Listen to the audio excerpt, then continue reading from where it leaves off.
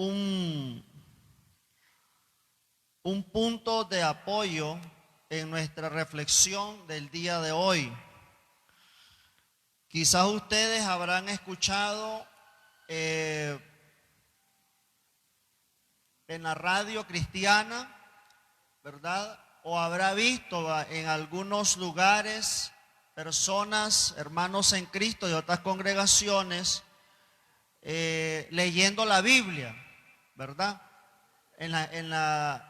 Hace 2 días, o el martes, mejor dicho, por la noche, fui a hacer un mandado con unos hermanos de la iglesia y aquí antes de llegar al Iván Montenegro estaban unos hermanos ahí con unos parlantes y estaban leyendo la Biblia, ¿verdad? En la radio también se hizo una celebración central de lo que se llama o se conoce como el Día de la Biblia.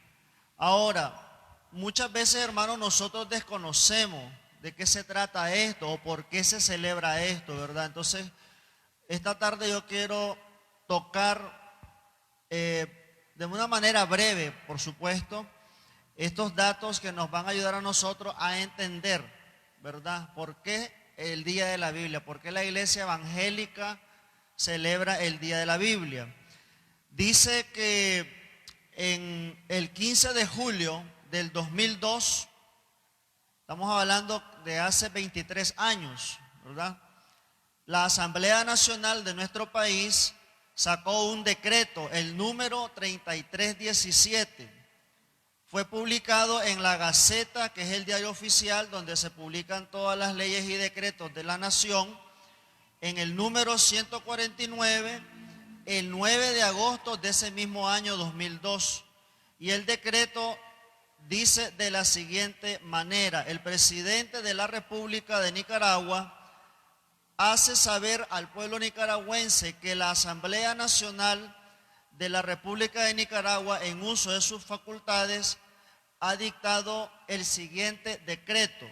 Artículo 1, oiga bien: decrétese, o decrétase, mejor dicho, decrétase como Día Nacional de la Biblia el último domingo del mes de septiembre de cada año. Esto es a partir del año 2002. Ya tenemos 23 años que aquí en Nicaragua, todos los últimos domingos de septiembre, se celebra este Día de la Biblia de acuerdo, ¿verdad?, a este decreto. Este mismo decreto dice en el punto número 2, las instituciones públicas y privadas podrán, en celebración del Día Nacional de la Biblia, celebrar actividades públicas o privadas y gozarán de las prerrogativas de protección que las autoridades policiales deban ofrecer. 3, artículo 3, queda exenta de toda carga tributaria, oiga bien, la distribución, producción y difusión de la Biblia en todo el territorio nacional.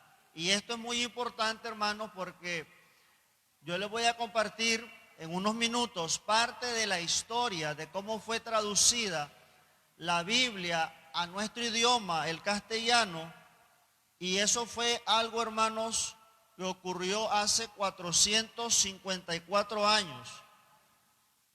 Y eso tuvo un costo muy elevado, no solamente, amados hermanos, por el aspecto económico, que significó imagínense, hace 4 siglos donde no había la tecnología que existe hoy en día, y también el costo de vidas humanas, hermanos que entregaron su vida por la difusión de la palabra de Dios. Entonces nosotros, que ahora en nuestro país gozamos de un decreto, tenemos un decreto de ley, ¿verdad?, que permite la distribución, producción y difusión de la Biblia exenta de cargas tributarias, es una bendición en comparación a lo que los hermanos, cuando la tradujeron hace 430 años aproximadamente, no pudieron tener ese tipo de beneficio. Y dice, el presente decreto entrará en vigencia a partir de su publicación en la Gaceta Diario Oficial, dado en la ciudad de Managua, en la sala de sesiones de la Asamblea Nacional, a los 15 días del mes de julio del año 2002, y se ordena publicar y ejecutarse en Managua el 23 de julio de ese mismo año, del año 2002. ¿Cuántos damos gloria a Dios, hermano? Muy poquito. ¿Cuánto le damos gracias a Dios porque tenemos su palabra con nosotros? Dele palmas al Rey de Reyes. Amén. Gloria a Dios. El versículo que les mencioné, ¿verdad? Téngalo ahí abierto en su Biblia. Hechos 8:30. Leemos la palabra honrando al Padre, al Hijo y su Santo Espíritu. Oiga bien. Acudiendo Felipe, le oyó que leía al profeta Isaías y dijo, pero ¿entiendes lo que lees? Vamos a leerlo todo, amén. Ese es un versículo corto. Acudiendo Felipe, le oyó que leía al profeta Isaías y dijo, pero ¿entiendes lo que lees? Oremos. Padre, en esta tarde te damos las gracias por este tiempo que nos has permitido, Señor, reunirnos nuevamente en este lugar, Señor, para adorar, exaltar tu nombre y hoy, Señor, meditar en tu palabra y también agradecerte por darnos la bendición de tener tu palabra, Señor, en nuestro idioma, Dios mío, cosa que hace muchos años atrás, Señor, otras personas que hablaban el castellano y que hablaban en español, Señor, no pudieron disfrutar como ahora nosotros lo hacemos. Enséñanos a valorar y a entender, Señor, aleluya, que esto que tenemos en nuestras manos, tu palabra, Señor, es la luz y es la que nos transmite tu voluntad y el plan de salvación para la humanidad. En el nombre de Jesús, abre nuestro entendimiento esta tarde espiritual, abre nuestros ojos espirituales y que a través de la reflexión podamos ser edificados, confortados, aleluya. También que podamos ser desafiados, Señor, para poner mayor interés en el estudio de tu palabra. Te damos las gracias en el nombre de Jesús. Amén y amén. Gloria a Dios. Pueden sentarse, amados hermanos. Aleluya. Bendito y alabado sea el nombre del Señor. Estaba, amados hermanos, viendo la fecha en que se publicó la primera Biblia en nuestro idioma, ¿verdad? El español. Dice que la publicación de la primera Biblia en español se dio el 28 de septiembre. 28 de septiembre de 1569. O sea, 456, exacto hoy, porque hoy es 28 de septiembre. Hoy exactamente cumplimos 456 años en que se publicó la primera Biblia en español. Si usted tiene su Biblia física, usualmente en la primera página, ¿verdad? En las primeras páginas, ahí dice Santa Biblia, letra, bueno, esta es letra grande.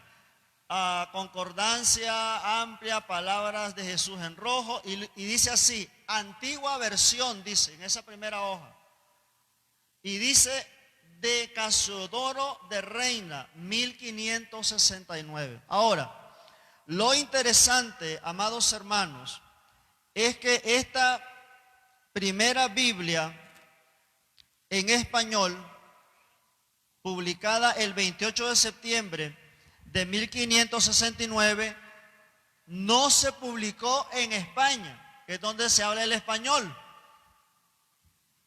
se publicó en Suiza, en una ciudad llamada Basilea. ¿Cuál es el contexto? Y por esto es importante que nosotros estudiemos historia de la iglesia, porque hay cosas que no están en la Biblia, pero es parte de la historia de la iglesia. Entonces, el contexto en que esto se da, amados hermanos, es que en 1516 arrancó lo que se llama la Reforma Protestante. Comenzaron a surgir algunos líderes que eran católicos, maestros o teólogos que eran católicos, pero que comenzaron a tener una inquietud porque la palabra de Dios volviera a ser el centro de la vida espiritual de la iglesia. ¿Por qué razón, amados hermanos? Porque en ese entonces, en la iglesia católica, habían una serie de prácticas que eran completamente antibíblicas y que lo que estaban haciendo era más bien llevar a la gente a la perdición, extraviar a la gente. Hay un hecho histórico que se llama la venta de indulgencias. La Iglesia Católica emitía unos documentos que iban sellados y firmados por el Papa Romano. Y entonces usted venía, pasaba adelante con una cantidad de dinero y a usted le daban ese papel y ese papel le servía a usted para quedar exento de culpa de pecado. Inclusive, si usted tenía un tío, un primo, su hermano, su hermana, un hijo, su padre, que ya había muerto hace muchos años, ellos le decían: cuando la moneda cae en el cofre, el alma de su familiar vuela hacia el cielo. ¿Qué le parece, hermano? Qué tremendo. Y como la gente no podía leer la Biblia en su idioma, porque la Biblia originalmente fue escrita, ¿verdad?, en hebreo y en griego, la gente no tenía la capacidad de leerla en su idioma. Entonces la gente creía todo lo que el cura o el sacerdote decía. No había manera de poder verificar si eso que el cura o el religioso estaba diciendo era correcto o no era correcto, si estaba o no estaba en la Biblia. Yo quiero decirle algo, hermano. Hoy en día todavía esa cultura, hermano, permanece en muchos lugares. Hay lugares, aún en nuestro país, donde lo que dice el cura es como que fuera la palabra de Dios, hermano. Aunque sea algo equivocado, pero la gente lo respeta más que la misma Biblia, porque ese es algo que viene transmitiéndose de las generaciones a las generaciones. Pero nosotros tenemos que darle gracias a Dios, porque Dios nos ha dado la oportunidad de poder tener acceso a su palabra y poder no solamente, oiga bien, leerla, sino también estudiarla, escudriñarla. Jesús le dijo a sus seguidores y también a sus detractores: escudriñad. ¿Qué dijo? Escudriñad las escrituras. O sea, la palabra escudriñad no es que solamente le vamos a dar una leidita, ya como a las 9 de la noche, ya cuando usted terminó su día de trabajo, cansado, ¿verdad? Y ya como para ir a dormirse, me voy a leer un capítulo de la Biblia, pero se leyó solo la mitad porque se quedó dormido. No, esa no es la orden que el Señor nos dio a nosotros. La orden del Señor es: escudriñen las escrituras. Y oiga bien, hermano, nuestro crecimiento espiritual, nuestra madurez espiritual va a estar directamente proporcional a la calidad que nosotros tengamos en cuanto a esa tarea de estudiar, de escudriñar la Sagrada Escritura. ¿Cuántos dicen amén? Lo podemos comparar, ¿verdad?, con algún hecho que nosotros miramos en la vida cotidiana, ¿verdad? En la vida cotidiana. Hay personas que lamentablemente por aspectos de su familia, de donde vienen, no pudieron llegar quizás más allá de un tercer grado, de un sexto grado, y hasta ahí llegaron. Hasta ahí les dio su familia la capacidad y ya no pudieron seguir estudiando. Entonces, ¿qué ocurre? La gran mayoría de las personas que no tienen la oportunidad, diría yo, el privilegio, ¿verdad?, de estudiar, de capacitarse, ¿qué ocurre? Tienen acceso limitado a los trabajos, a las oportunidades para salir adelante. Es más difícil, hermano. Es más duro. Porque la escolaridad es baja. Pero una persona que con el esfuerzo de su familia pasó tercer grado, sexto grado, tercer año, logró bachillerarse, sacó una carrerita técnica y luego se mete a trabajar y luego sigue estudiando, las posibilidades se van abriendo. Porque hay un estudio, un respaldo para eso. Y eso, amados hermanos, es exactamente lo que ocurre para el pueblo del Señor. Cuando, oiga bien, el Señor sacó al pueblo de Israel de la esclavitud de Egipto y los introdujo en la tierra prometida, hay una orden para los que somos padres y las que son mamás también. ¿Cuál es esa orden? El Señor le dijo, y estas palabras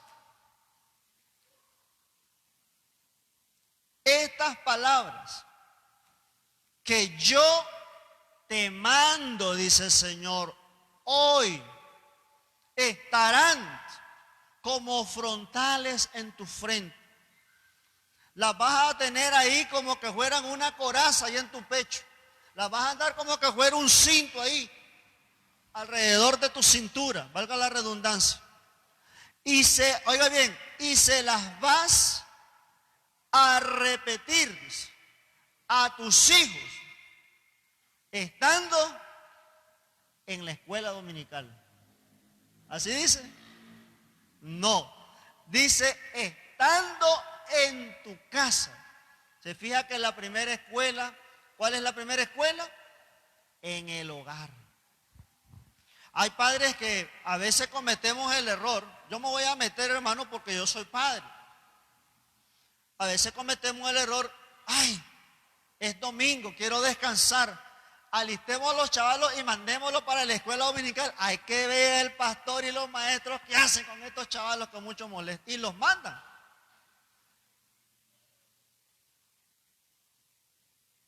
Pero la escuela dominical, la iglesia, no es el principal responsable de la educación bíblica de nuestros hijos. Somos nosotros, amados hermanos. ¿Cuántos dicen amén? Y si no dice amén y no lo sabía, pues ahora lo sabe y tiene que decir amén, hermano, porque así es. El Señor se lo dijo desde el Antiguo Testamento al pueblo. Y estas palabras que yo te mando hoy se las vas a repetir a tus hijos, estando en tu casa.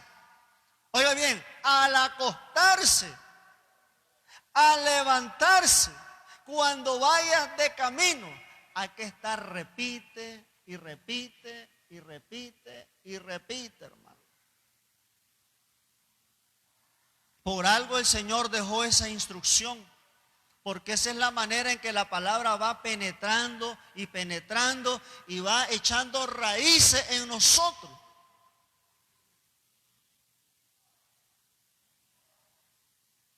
Pero hoy en día, con todos los avances tecnológicos que nosotros estamos viendo, miramos que la situación moral de nuestra sociedad no mejora, amados hermanos. Hágame el favor.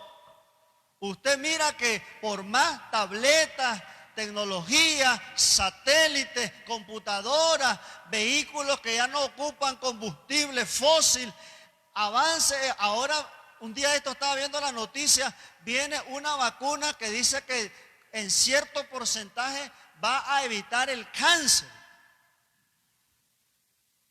Pero la condición moral de la humanidad va para abajo, hermano. Porque podríamos tener todos los avances tecnológicos, todo el conocimiento humano, toda la riqueza, todo el dinero. Pero si no tenemos a Dios gobernando nuestra vida, amados hermanos, somos un desastre.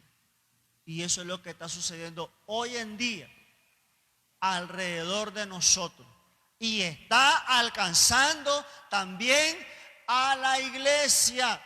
Por eso en esta tarde que estamos recordando, ¿verdad? Estamos celebrando, conmemorando la traducción de la palabra del Señor al español, al castellano. Hay dos cosas que yo quiero remarcar en esta hora, hermanos. Número uno, se lo decía al inicio, ese trabajo fue un trabajo muy difícil. Esa persona que ustedes miran ahí en la primera página de la Biblia, que se llamaba Casiodoro de Reina, ese fue un monje jerónimo, un monje que comenzó a escuchar las enseñanzas de la Reforma Protestante y él se convirtió al Señor y comenzó a ver ahí en su corazón un anhelo, oiga bien, un deseo, porque en ese entonces la Biblia en español no existía, él era español. Casiodoro de Reina era español. Y él comenzó a tener un deseo, oiga bien, de que su pueblo, su nación, tuviera acceso a poder leer la Biblia en el idioma vernáculo, en el idioma del pueblo. Pero ¿sabe lo que sucedía, hermano? Esto es historia, por eso yo le digo, hay que estudiar la historia de la iglesia. La iglesia católica perseguía y quemaba vivos a aquellos que se levantaban en contra de la voluntad del Papa Romano de traducir las escrituras del hebreo y el griego a los idiomas vernáculos. Y eso se repitió, hermanos, en Alemania con Martín Lutero. En Inglaterra, uno de los prerreformadores de la iglesia, no lo lograron capturar y quemarlo vivo, pero ¿sabe lo que hizo la Inquisición romana? Creo que 300 o 400 años después que él había muerto, sacaron los huesos del hermano ahí de su tumba y simbólicamente los quemaron, porque ese hermano había traducido la Biblia al inglés. Y este hermano, llamado Casiodoro de Reina, junto con Cipriano Valera, tuvieron que huir de España, salir de España, y tuvieron que viajar a Suiza primeramente para poder escaparse de que no los quemaran vivos, hermano. A su nombre. Estamos entendiendo, ¿verdad? Hermano, preguntémonos, ¿cuántos de nosotros pondríamos en riesgo nuestra vida estaríamos dispuestos a dejar nuestra nación por amor de Dios y de su palabra? O sea, no podemos hacer ese examen nosotros. ¿Seríamos capaces nosotros, ¿no?, de dar ese paso de fe? Porque ese es un paso de fe, hermano. Tener que salir huyendo uno, que no lo atrapen y andar de un lugar a otro lugar, no poder regresar a España, porque si lo agarraban lo quemaban, hermano. Y este varón dilató, amados hermanos, 12 años para poder completar la obra de traducir la Biblia del hebreo y el griego al español. Pero yo le quiero contar algunas cosas que ocurrieron. Esta versión Reina Valera que nosotros tenemos no es la primera Biblia que se tradujo al español. Hubieron algunos autores que ya habían traducido partes de la Biblia. Por ejemplo, en 1542 se publicó una versión del Nuevo Testamento, solamente el Nuevo Testamento, por parte de un hermano llamado Francisco de Encinas. Estos eran españoles. También en 1553 hubieron dos judíos, eran españoles de ascendencia judía, y ellos publicaron una versión en español, pero del Antiguo Testamento. En 1557 hubo otro hermano llamado Juan Pérez de Pineda, que también publicó otra versión del Nuevo Testamento. Entonces hubieron trabajos de traducción antes de la Reina Valera, pero no eran trabajos completos, era solo una parte de la Biblia. Ahora, el reto no solamente era traducirlo al español, el reto también era consolidar y distribuir la Biblia. Y eso se convirtió en un proyecto casi imposible, porque la Iglesia Católica, con los reinos que la apoyaban a la Iglesia Católica, se habían dado a la tarea de impedir que las traducciones entraran en sus dominios, y pusieron una vigilancia férrea en las aduanas marítimas, en los pasos terrestres. La Inquisición, que era una institución que tenía la Iglesia Católica, donde quemaban a la gente viva, hermano, a todos aquellos que ellos consideraban herejes. Perseguía a todo aquel que era sospechoso de andar vendiendo o distribuyendo o trasladando las Biblias de un lugar a otro. A su nombre. ¿Qué le parece, hermano? Si nos encontráramos en una situación de esa, yo creo que muchos de nosotros, no, ahí mejor la dejo guardadita, mejor me salgo para salvar el pellejo. Pero hermano, llega un momento en el cual nosotros tenemos que tomar una determinación, como Jesús le dijo a sus discípulos. El que quiere venir en pos de mí, ¿qué dice? Niéguese a sí mismo, tome su cruz y sígame. Ese es un símbolo, hermanos, de negarse a uno y entregarse por completo al servicio del Señor. Yo creo que la vida de estos hermanos es un ejemplo para nosotros. Quiero decirles que antes que Casiodoro de Reina y Cipriano Valera huyeran de España, ¿verdad?, y comenzaran a trabajar en ese proyecto de traducir la Biblia, hubo un varón llamado, oiga bien, Julianillo Hernández. No sabemos si era familiar del pastor Miguel, ¿verdad? Desde ese entonces, pastor, imagínense.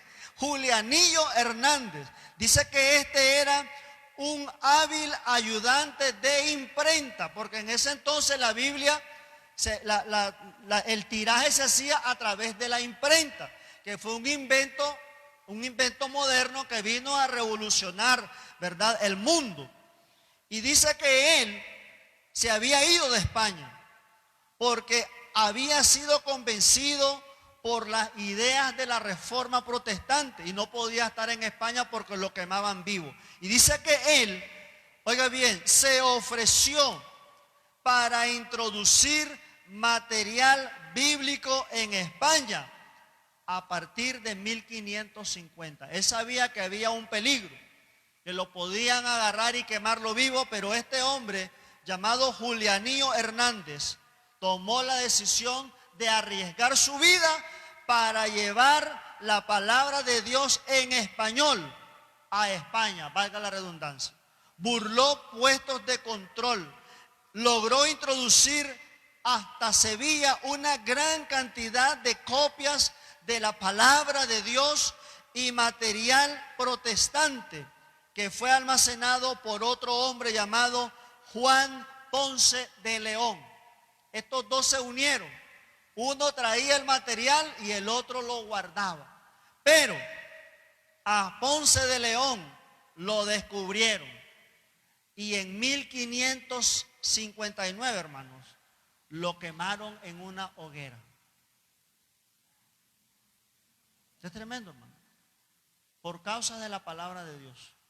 Estos son mártires de la palabra del Señor, mártires de la iglesia, que quizás no los mencionamos todos los días, pero que gracias al esfuerzo de ellos, a la valentía de ellos, hoy en día nosotros tenemos una Biblia en nuestras manos. Dele palmas al Rey de Reyes, aleluya. Désela fuerte, gloria a Dios. Ese es también para que nos despertemos, amén. Miro que unos hermanos ahí están como con los ojitos cerrados, aleluya. Dice que Julianillo Hernández continuó con su peligroso pero exitoso trabajo hasta que fue traicionado y quemado en la hoguera, oiga bien, el 22 de diciembre de 1560. Qué tremendo, hermano. Sin embargo, oiga bien, esos Nuevos Testamentos, esos libros que este hermano contrabandió, metió a España, oiga bien, llegaron hasta el monasterio de San Isidoro del Campo en Sevilla. Y ahí, amados hermanos, estaban estos dos hermanos que luego tradujeron la Biblia al español, Casiodoro de Reina y Cipriano Valera. Esos materiales que ellos recibieron los inspiraron y pusieron en ellos la necesidad, amados hermanos, de traducir la palabra del Señor al idioma que podíamos entender nosotros. Imagínense usted, amados hermanos, si teniéndola ya en español, está como difícil la tarea, ¿verdad? Muchas veces uno la lee y dice que, Señor, dame sabiduría, enséñame qué dice tu palabra. Ahora imagínense, hermano, teniéndola en otro idioma, más difícil de poder entenderlo. Pero ahora, gracias a Dios, la tenemos en nuestro idioma. Así que Casiodoro de Reina trabajó, amados hermanos, alrededor de 12 años para poder tener la Biblia publicada en español por primera vez. ¿Cuál es la fecha? A ver. La fecha es 28 de septiembre de 1569. Anótelo porque esa es una fecha importante, hermano. Historia de la iglesia cristiana. Gracias a Dios. Aleluya. Entonces, una vez que este hermano logró publicar la Biblia, y no fue publicada en España por primera vez, recuerde, fue publicada en Basilea, Suiza, por causa de la persecución. Luego, aleluya,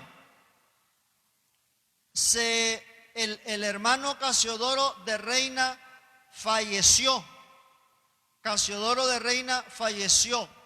Y en 1602, Cipriano Valera hizo la primera revisión de la palabra de Dios en español y logró mejorar el trabajo que había hecho Casiodoro de Reina.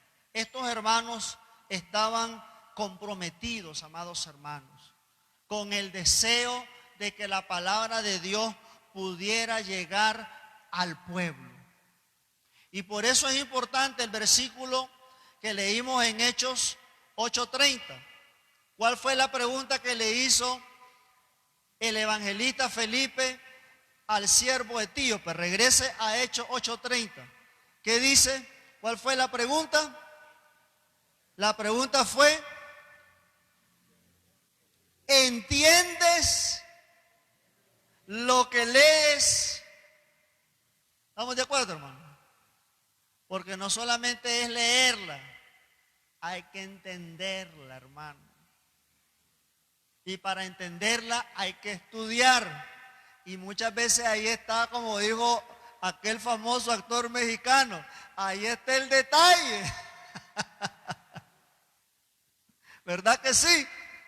Porque cuando uno estudia, este músculo que tenemos aquí, que se llama cerebro, comienza a hacer ejercicio y a veces duele la cabeza, hermano, cuando uno estudia. Como cuando uno va al gimnasio y hace ejercicio por primera vez en muchos años y al día siguiente amanece adolorido y el hermano, ay, ¿y qué pasó? Dice, es que fue al gimnasio y ando adolorido, porque claro, el cuerpo no está acostumbrado, hermanos. Y yo quiero decirle algo, hermano, nosotros en nuestra cultura nicaragüense tenemos un gran reto. El reto es, primeramente, volvernos en lectores, ¿verdad? Disciplinados. Pero una vez que ya somos lectores disciplinados, tenemos que pasar a la etapa de ser estudiantes, discípulos, pero disciplinados también. Porque en esa medida nosotros entonces, amados hermanos, vamos a poder crecer en la gracia del Señor y vamos a poder madurar en la gracia del Señor. A su nombre, a su nombre. Entonces, hermanos, vamos a ir concluyendo. Estos hermanos que dedicaron su vida y entregaron su vida para traducir la palabra del Señor a nuestro idioma.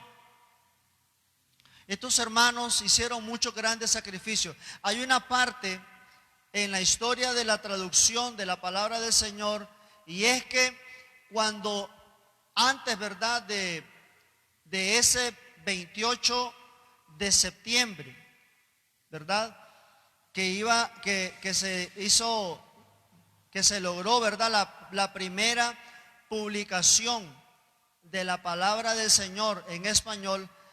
Antes de esa fecha, amados hermanos,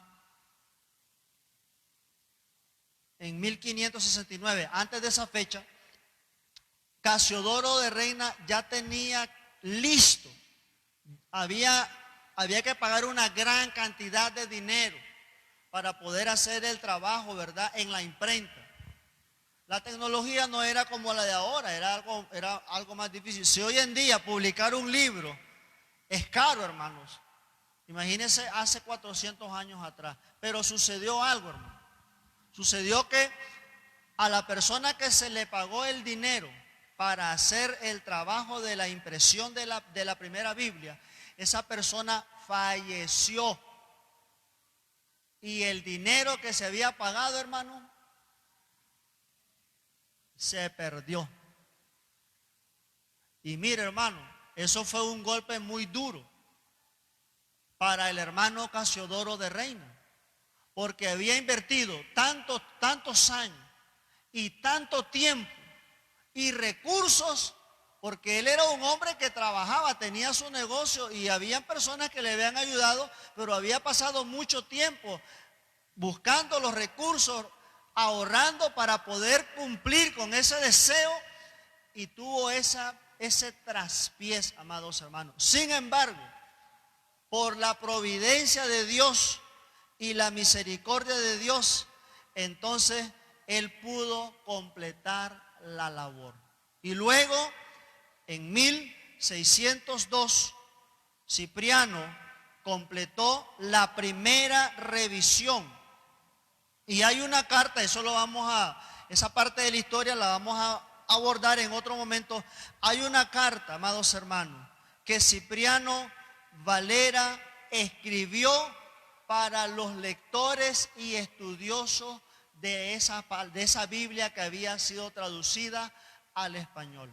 Imagínese, hermano, usted cuánto tiempo tuvo que dedicar este hermano en leer, en estudiar, en revisar, para poder hacer esa traducción. Y la Biblia que nosotros tenemos, esta Reina Valera que nosotros tenemos, amados hermanos, es considerada una de las mejores traducciones a nuestro idioma, por el esfuerzo que estos hermanos hicieron. Entonces yo quiero hacer una pregunta en esta tarde, y a mis hermanos que están viendo la transmisión también. ¿Qué estamos esperando nosotros para regresar a las Escrituras? ¿Qué estamos esperando nosotros para volvernos no solamente lectores asiduos de la palabra de Dios, sino también, amados hermanos, convertirnos en estudiantes a tiempo completo de la palabra de Dios? ¿Acaso, amados hermanos, no vamos a valorar el esfuerzo que hicieron estos hermanos para que nosotros pudiéramos tener la Biblia en nuestro idioma? Hoy en día, amados hermanos, y yo estoy claro, hermano, mire, hoy en día este instrumento puede ser de mucho beneficio, pero también puede ser de mucho perjuicio, ¿verdad que sí? Mire, hermano, son experimentos que ya se han hecho. Métase a Facebook y comience a hacerle así, mire, y pasa una hora haciéndole así, y usted sintió que el tiempo voló y todo tranquilo. Trate de pasar una hora leyendo el libro y créame, hermano, que va a comenzar a cabecear en los primeros minutos. ¿Sabe por qué razón, hermano? Porque las redes sociales están diseñadas, y esto quizás aquí habrá algún hermano que ha estudiado cosas de computación o tecnología, pero las redes sociales están diseñadas para capturar tu atención y mantenerte cautivo con eso que se llama el estar para arriba. Zapping, zap, zap, zap, zap. 15 minutos, 20 minutos, media hora, una hora. Y mire, hermano, feliz de la vida. Pero esa es una estrategia de las compañías, una estrategia de las tecnologías para mantenernos atrapados a nosotros. Pero nosotros tenemos un compromiso, no con el teléfono, no con el YouTube, no con el TikTok, no con el Instagram, no con el Messenger, no con el Facebook. Nosotros tenemos un compromiso con ¿qué, amados hermanos? Con la bendita palabra del Señor. Y hoy el Señor nos está diciendo, volvámonos a la palabra. Pongamos la Biblia en el centro de nuestras vidas. Jovencito, decía el apóstol Pablo que esta escritura, dice, las cuales te pueden hacer sabios para la salvación que es en Cristo Jesús. Porque el cielo y la tierra pasará. ¿Y qué dice la palabra? Pero su palabra no pasará. Póngase de pie en esta tarde y oremos al Señor y démosle gracias, amados hermanos. Aleluya. Padre de la gloria, en esta tarde, Señor, hemos compartido muy brevemente, Señor, acerca de por qué celebramos el Día de la Biblia aquí en Nicaragua, Señor. Hace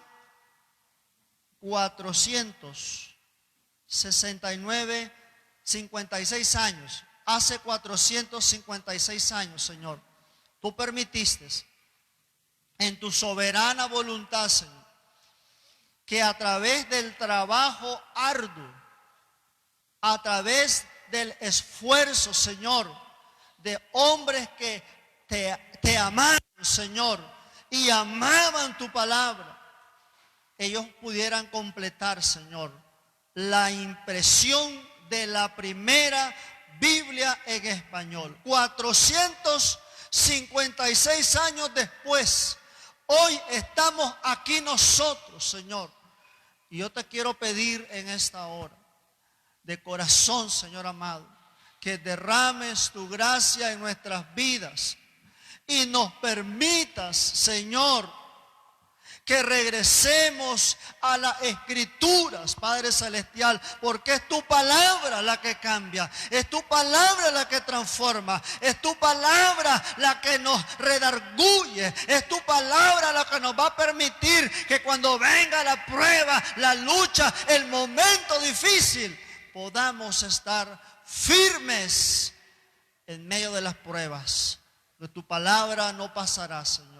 Yo te pido por este pueblo que está aquí presente y los hermanos que nos están escuchando en las redes sociales, Señor, para que ahí tú trates con ellos y que cada uno de nosotros en esta tarde, Señor amado, podamos hacer una valoración, una evaluación de cómo hemos estado en nuestra vida espiritual en lo que corresponde a la lectura y al estudio de tu palabra. Si hemos fallado, si hemos abandonado la lectura asidua de tu palabra, si hemos dejado de estudiarla, si ese anhelo y deseo por conocer más de tu palabra se ha apagado, ahora enciende esa llama en mi vida. Dígaselo al Señor en esta tarde, porque tu palabra bendita es la que yo necesito, Señor. Venimos orando en esta hora por Jorge García López, sanidad y conversión. Ahí donde se encuentre Jorge, Señor, si está aquí, Señor, o está en otro lugar, toca su vida, Señor. Solamente tú, Espíritu Santo, puedes redarguir nuestras vidas, hacernos ver, Señor, que estamos perdidos en nuestros delitos, en nuestros pecados, aleluya, que vamos camino a la perdición eterna, pero que si nos arrepentimos y aceptamos, Señor, tu sacrificio, somos salvos por la fe en Cristo Jesús. Le damos las gracias en esta hora, Señor. Yo quiero hacer un llamado en esta tarde, antes de que nos vayamos, hermano. Quiero hacer un llamado.